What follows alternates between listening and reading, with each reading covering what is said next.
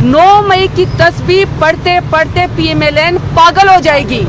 हमारा फर्द जुर्म सिर्फ एक है कि हमने इमरान खान सच्चे खरे बहादुर लीडर से वफादारी की है। अफसोस की बात ये कि 4-4 दिन लाशें पड़ी रही, उनसे एफिडेविट लिखवाते रहे कि आप कहें कि ये एक्सीडेंट में मरे हैं। आप इमरान खान का नजरिया खत्म नहीं कर सकता, आप इंशाल्लाह खुद खत्म हो जाएंगे।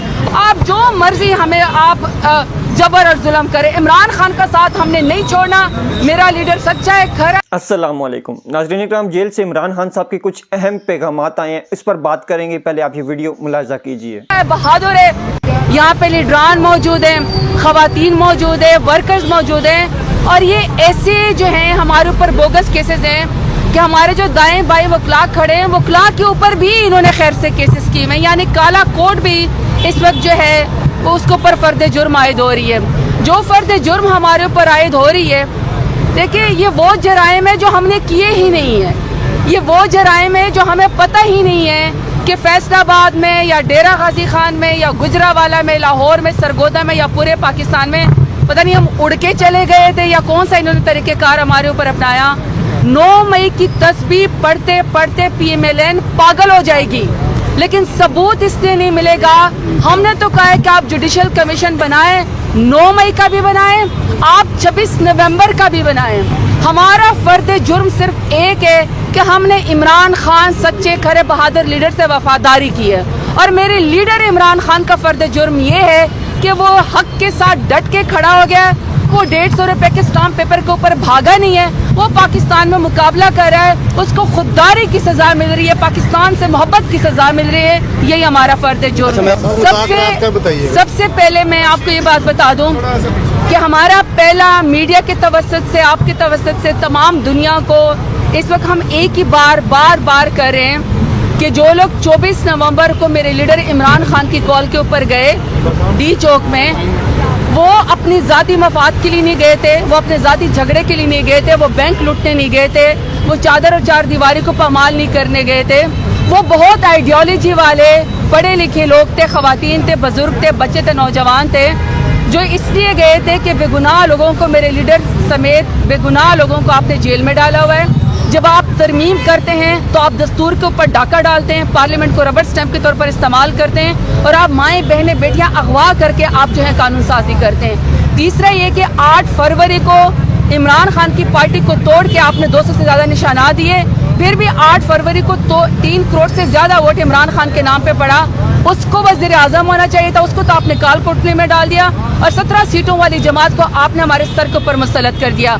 अब पहला सवाल ये कि जब ये हुकूमत वोट के जरिए नहीं आई, ये लाठी गोली की सरकार है, तो जब सानिया मॉडल हुआ था, खवातीन जो हामला थी उनके मुंह के ऊपर गोलियां मारी गई थी, तब चीफ मिनिस्टर शहबाज शरीफ थे।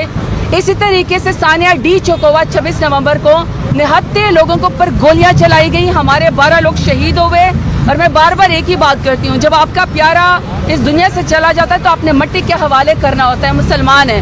अफसोस की बात ये कि 4-4 दिन लाशें पड़ी रही, उनसे एफिडेविट लिखवाते रहे कि आप कहें कि ये एक्सीडेंट में मरे हैं, आप कहें कि ये किसी हादसे में मरे हैं। ये नहीं कहा गया कि ये डी चौक में सानिया का शिकार होकर निहत्ते लोगों के ऊपर गोलियां चलाएगी। तो हमारा पहला सवाल है कि गोली क्यों चलाई?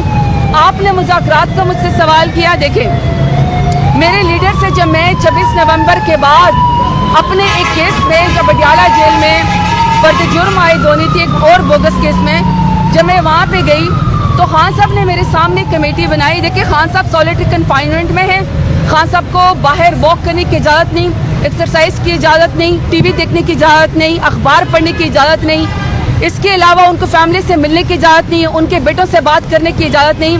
जो मौत की चक्की में या मौत की सजा होती वो भी 12 घंटे बाहर जो है वो वॉक कर सकते हैं, लेकिन मेरे लीडर को वो नई आइसोलेशन में, सॉलिटरी कन्फाइनमेंट में रखा हुआ है। मैं समझे कि मेरा लीडर खफा होगा, वो कहेगा कि मुझे जेल में सहूलियात चाहिए, लेकिन मेरा लीडर इतना जिद्दार बहादुर है, उसने अपनी जाती कोई चीज़ नहीं मांगी। उसने कहा कि अगर आप लोग ये समझते हैं कि मुज़ाकरात से मामला ठीक हो सकते हैं तो ये मुज़ाकराती कमेटी में बना रहा हूँ, और उनको इख्तियार है कि वो मुज़ाकरात करें। लेकिन मुज़ाकरात का मतलब ये नहीं है कि ये कोई हमारी कमज़ोरी है।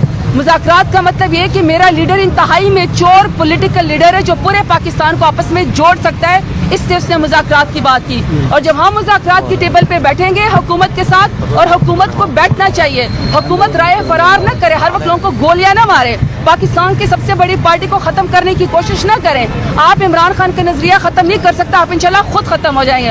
उस पर 8 फरवरी का इलेक्शन का मैंडेट, 26वीं आईनी तरमीम, इसी तरीके से बेगुनाह मेरे लीडर समेत जो लोग इस वक्त जेलों में उनकी बात, और फिर 26 नवंबर को निहत्थे लोगों पे सानिया डी चौक में गोलियां मारी गई उसकी बात होगी।